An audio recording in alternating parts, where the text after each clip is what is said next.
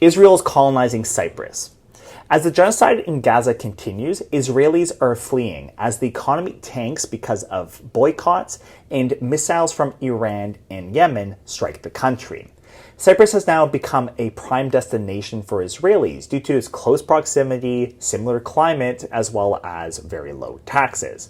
We're now seeing these images where whole cruise ships of Israelis are arriving to Cyprus, with the number of Israelis living in Cyprus nearly doubling, going from roughly 6,500 before the genocide in Gaza to now roughly 15,000.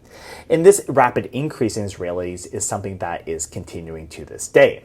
The consequence has been quite severe, with skyrocketing rent across Cyprus.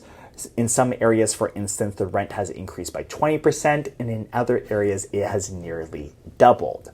You have to remember that the average Israeli makes roughly 1/3 to half as much as the average Cypriot, which means that while Israelis can afford these prices for rent and buying property, the average Cypriot is now finding themselves unable to access affordable housing.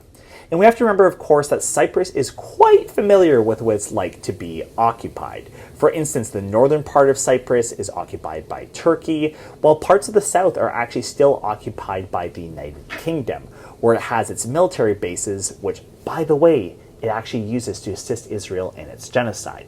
But that's another story. Many Cypriots now fear that their country is becoming a sort of backup colony, a place for Israelis to settle as the genocide in Gaza continues and wars across the Middle East that have been started by Israel continue to get worse and worse.